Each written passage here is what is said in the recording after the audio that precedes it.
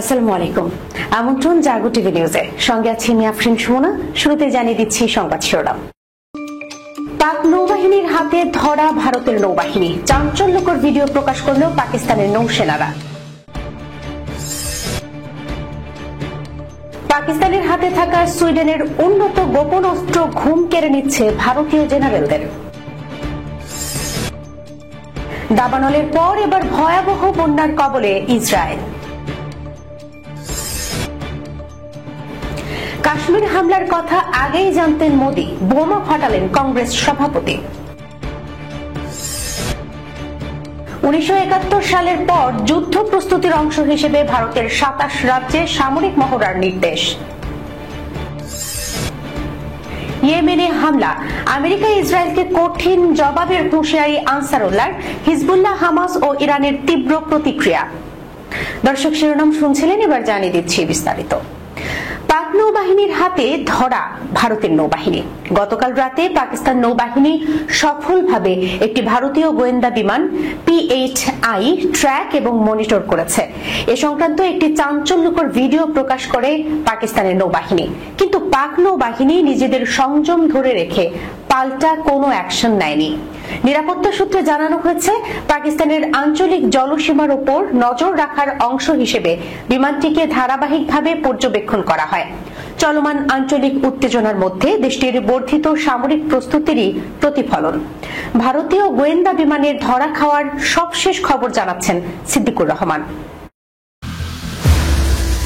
P-8I একটি মার্কিন নির্মিত সামুদ্রিক গোয়েন্দা বিমান, যা ভারতীয় নৌবাহিনী দ্বারা রেকি এবং নজরদারির জন্য ব্যবহৃত হয়।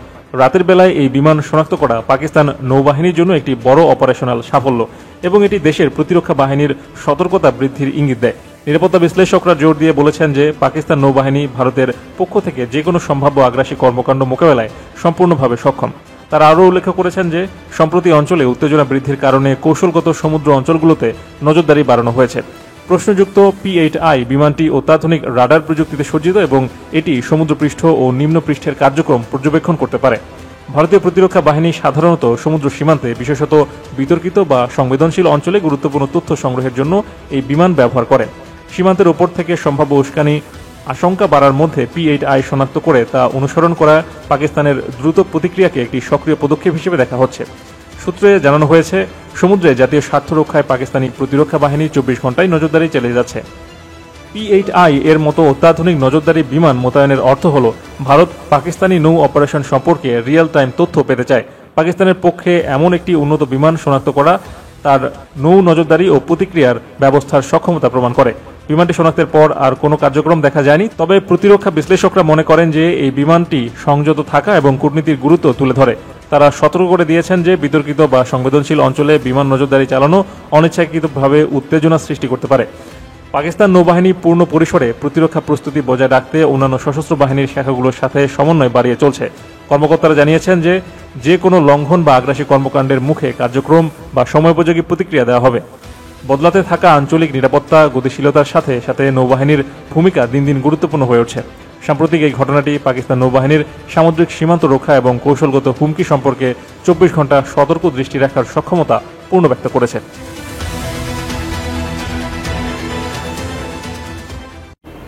পাকিস্তানের হাতে থাকা সুইডেনের উন্নত গোপন অস্ত্র ঘুম কেড়ে নিচ্ছে ভারতীয় বিমান বাহিনীর।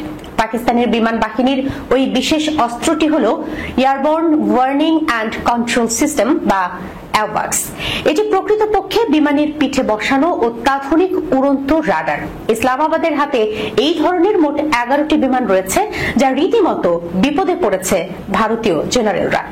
ভারতের যুদ্ধ বিমান ইসলামাবাদের আকাশ সীমায় ঢুকলেই অ্যাওয়াক্সের মাধ্যমে সেগুলোকে চিহ্নিত করে উড়িয়ে দিতে পারবেন পাক সেনা কর্তারা। পাকিস্তান গোপন অস্ত্রের বিস্তারিত খবর সিদ্দিকুর রহমানের প্রতিবেদনে। মাঝ আকাশে ডগফাইট এর সময় উড়ন্ত রাডারের সাহায্যে ভারতীয় জেটকে বিপথে চালিত করতে পারে পাকিস্তানের বিমান বাহিনী।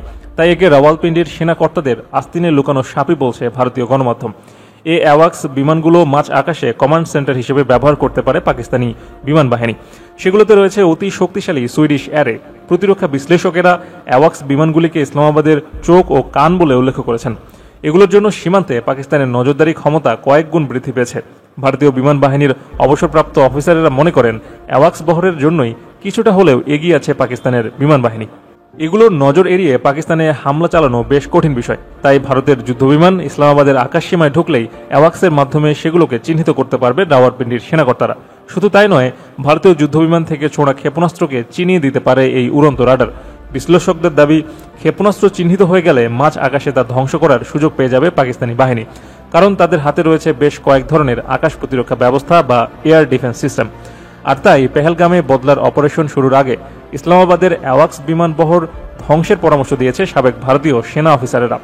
ভারত এ ব্যবস্থাকে অকার্যকর না করলে পেহেলগাম হামলার প্রতিশোধ নেওয়া হবে জটিল ও ঝুঁকিপূর্ণ। দক্ষিণ এশিয়ার আকাশে এখন শুধু যুদ্ধবিমান নয়, তথ্য প্রযুক্তি ও রাডার ক্ষমতার লড়াইও চলছে। দাবানলের রেশ না কাটতেই এবার বন্যার কবলে পড়েছে ইসরায়েল। রোববার থেকে দক্ষিণ ইসরায়েলের বেশ কিছু অংশ প্লাবিত হতে শুরু করে। এদিন বিকেলে ভারী বৃষ্টিপাত এবং তীব্র বাতাসের কারণে দক্ষিণাঞ্চলীয় শহর ইলাতের মূল প্রবেশপথ সহ বেশ কয়েকটি প্রধান রুট যানবাহন চলাচলের জন্য বন্ধ করে দেয় পুলিশ। বিস্তারিত খবর মারিয়াম হাবিবার রিপোর্টে। টাইমস অফ ইসরায়েলের প্রতিবেদনে বলা হয়, দক্ষিণাঞ্চলীয় শহর দিমেনাতেও প্রবল বজ্রপাত এবং শিলাবৃষ্টি হয়েছে। স্থানীয় আবহাওয়া সংস্থা জানিয়েছে, রোববার বিকেল 4:30 পর্যন্ত কিবুচ সামারে 34 মিলিমিটার এবং কিবুচ ইয়থবাতায় 17 মিলিমিটার বৃষ্টিপাত হয়েছে। পুলিশ জনসাধারণকে বন্যা কবলিত এলাকায় না যাওয়ার আহ্বান জানিয়েছে। কর্তৃপক্ষ জোর দিয়ে বলেছে, প্লাবিত রাস্তা, ঝর্ণা বা জলাশয়ের কাছে যাওয়া বা পার হওয়া নিষিদ্ধ এবং এটি করা জীবনের জন্য হুমকি স্বরূপ। জনসাধারণকে বন্যার কবলে পড়তে পারে এমন এলাকায় প্রয়োজন ছাড়া না যাওয়ার আহ্বান জানিয়েছে পুলিশ। ভারী বৃষ্টি, বন্যার কারণে মিত্রপে রেমন থেকে কেতুরা জংশন পর্যন্ত রুট 40 বন্ধ ছিল। আইনগেদি থেকে আহরাবা জংশন পর্যন্ত রুট 90 এবং সেখান থেকে দক্ষিণ দিকে ইলাত পর্যন্ত যাতায়াত বন্ধ করে দেওয়া হয়। এছাড়া 204 নম্বর রুটে অবস্থিত হালুকিম জংশনটি মির্জপে রেমনের দিকে বন্ধ ছিল। ইলাত থেকে 90 এবং 12 নম্বর রুটে এক্সিটও বন্ধ করে দেওয়া হয়। এদিকে গত এক দশকের মধ্যে সবচেয়ে ভয়াবহ দাবানলের ঘটনা ঘটছে ইসরায়েলে। দাবানল নিয়ন্ত্রণে এলেও পরিস্থিতি এখনো সামাল দিতে পারেনি দেশটি। ভয়াবহ এই আগুনে প্রায় 20 বর্গ কিলোমিটার এলাকা পুড়ে ছাই হয়ে গেছে। দেশটির ফায়ার অ্যান্ড রেস্কিউ কর্তৃপক্ষ জানিয়েছে, ভয়ঙ্কর এই অগ্নিকাণ্ডে কোনো বাড়িঘর বা মানুষের বসতি ক্ষতিগ্রস্ত না হলেও প্রাকৃতিক পরিবেশ ও বনাঞ্চলের ব্যাপক ক্ষতি হয়েছে। সূত্র টাইমস অফ ইসরায়েল। ভারত নিয়ন্ত্রিত জম্মু ও কাশ্মীরের পেহেলগাঁওয়ে হামলা হবে, এই তথ্য আগে থেকেই জানতেন প্রধানমন্ত্রী নরেন্দ্র মোদী। শুধু তাই নয়, হামলার 3 দিন আগে তার কাশ্মীরের সফরের কথা থাকলেও হামলা হবে এ তথ্য জেনে তিনি সে সফর বাতিল করেন। মঙ্গলবার 6 মে ভারতীয় কংগ্রেসের সভাপতি মল্লিকার্জুন খার্গে এমন চাঞ্চল্যকর দাবি করেছেন। খবর এনডিটিভির। বিস্তারিত ডেস্ক রিপোর্টে।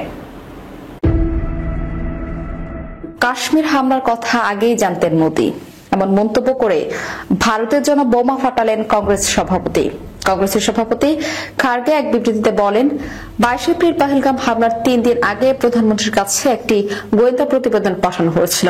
এই প্রতিবেদনে সম্ভাব্য হামলার বিষয়ে সতর্ক বার্তা পাঠিয়েছিল ভারতীয় গোয়েন্দা সংস্থা। ওই তথ্য পাওয়ার পরে প্রধানমন্ত্রী তার নির্ধারিত কাশ্মীর সফর বাতিল করেন। কংগ্রেসের সভাপতি বলেন, সরকার স্বীকার করেছে যে এটি একটি গোয়েন্দা ব্যর্থতা। তারা বলছে যে বিষয়টি তারা মেটাবে, কিন্তু প্রশ্ন হলো, আগে থেকে জানলে উপযুক্ত নিরাপত্তা ব্যবস্থা কেন নেওয়া হলো না। তিনি প্রশ্ন করেন, যেখানে প্রধানমন্ত্রী নিজেই জানতেন হামলা হবে, সেখানে সেই হামলা কেন ঠেকানো হলো না। খার্গে আরো বলেন, আমি শুনেছি এবং সংবাদপত্রেও পড়েছি যে 19 এপ্রিল প্রধানমন্ত্রীর কাশ্মীর সফর বাতিল হয়। আমি জানতে পেরেছি তার 3 দিন আগে তাকে গোয়েন্দা রিপোর্টে সতর্ক করা হয়েছিল। তাহলে সাধারণ মানুষের নিরাপত্তা নিশ্চিত করতে কেন ব্যবস্থা নেওয়া হলো না? উল্লেখ্য, 22 এপ্রিল পেহেলগামে গুলিতে 26 জন পর্যটকের মৃত্যু হয়। এই ঘটনায় গোটা দেশ জুড়ে অস্থিরতা দেখা দেয়।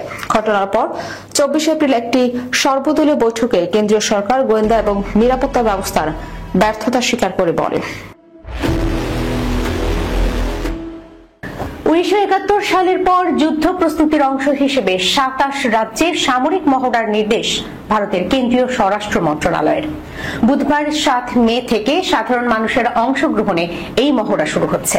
আচমকা বিমান হামলার পরিস্থিতিতে কিভাবে প্রতিক্রিয়া জানাতে হবে সেই অনুশীলন চলবে দেশ জুড়ে। বাদ নেই বাংলাদেশ সীমান্তবর্তী রাজ্য পশ্চিমবঙ্গ। মারিয়াম হাবিবার রিপোর্ট। ভারতের 27টি রাজ্য এবং 8টি কেন্দ্রশাসিত অঞ্চলের মোট 259টি স্থানে এই মহড়া হবে বলে জানিয়েছে কেন্দ্রীয় স্বরাষ্ট্র মন্ত্রণালয়। তালিকায় রয়েছে পশ্চিমবঙ্গের মোট 23টি জেলা। কেন্দ্রীয় স্বরাষ্ট্র মন্ত্রণালয়ের মন্ত্রীর নির্দেশ অনুযায়ী মহড়ার অংশ হিসেবে থাকবে সাইরেন বাজিয়ে সতর্কতা, ব্ল্যাকআউট পরিস্থিতিতে নাগরিকদের আচরণ, জরুরি অবস্থা এলাকায় ফাঁকা করার মহড়া, বাংকার, ট্রেন্স বা গর্ত পরিষ্কার ও রেডি রাখা, অস্থায়ীভাবে যেখানে আশ্রয় নেওয়া যাবে। নির্দেশিকায় বলা হয়েছে মহড়ায় অংশ নেবেন জেলা শাসক সহ জেলা প্রশাসনের অন্যান্য কর্মকর্তারা, নাগরিক সুরক্ষা কর্মী ও হোমগার্ডেরা। এছাড়াও মহড়ায় অংশ নিতে বলা হয়েছে এনসিসি ক্যাডেট, নেহরু যুব কেন্দ্র সংগঠনের সদস্য এবং স্কুল কলেজের পড়ুয়াদের। যুদ্ধকালীন পরিস্থিতির অংশ হিসেবে গুরুত্বপূর্ণ সরকারি এবং বেসরকারি সংস্থা, ঐতিহাসিক স্থাপনাগুলোকে ক্যামফ্লুজ প্রস্তুতি নিতে বলা হয়েছে। যুদ্ধকালীন সময়ের মতো আলোক নিরোধক পর্দা ও কৌশল ব্যবহার করতে হবে। নির্দেশিকায় স্পষ্টভাবে বলা হয়েছে হামলা হলে কিভাবে এলাকাবাসী দ্রুত আশ্রয়স্থলে যাবেন তা অনুশীলনের মাধ্যমে জানাতে হবে। এছাড়া বুধবারের মহড়ায় বিমান হামলার সময় সতর্কতামূলক সাইরেন ব্যবস্থা সক্রিয় রয়েছে কিনা তা খতিয়ে দেখতে হবে।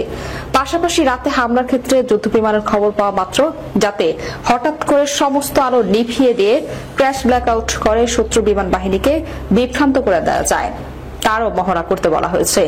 এর আগে রোববার রাত 9টার দিকে আধ ঘন্টার জন্য পাঞ্জাবের ফিরোজপুর ক্যান্টনমেন্ট সব আলো নিভিয়ে ব্ল্যাকআউট ড্রিল করেছে সেনাবাহিনী। স্থানীয় বাসিন্দাদের আগে থেকে এ নিয়ে সতর্ক করে বলা হয়েছিল তারা যেন আলোকিত বা দূর থেকে চোখে পড়ে এমন কোনো বস্তু বা আলো ব্যবহার না করেন ওই সময়। সাধারণত যুদ্ধের সময় বিপক্ষের নজর এড়াতে বা বিপক্ষের আয়োজনাকে বিভ্রান্ত করতে বিস্তীর্ণ এলাকায় আলো নিভিয়ে ব্ল্যাকআউট করে দেওয়া হয়।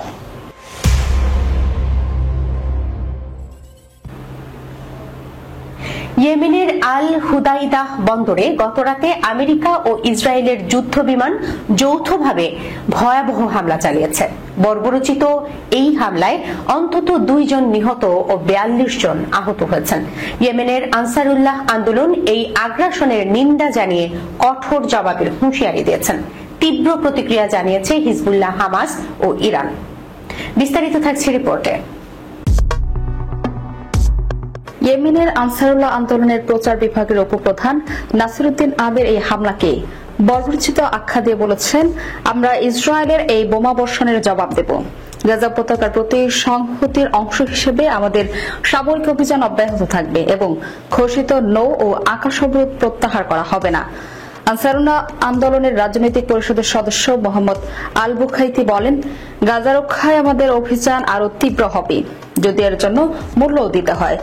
ইরানের পররাষ্ট্র মন্ত্রণালয়ের মুখপাত্র ইসমাইল বাকাই এই হামলাকে একটি নগ্ন আগ্রাসন এবং আন্তর্জাতিক আইনের সুস্পষ্ট লঙ্ঘন বলে মন্তব্য করেছেন।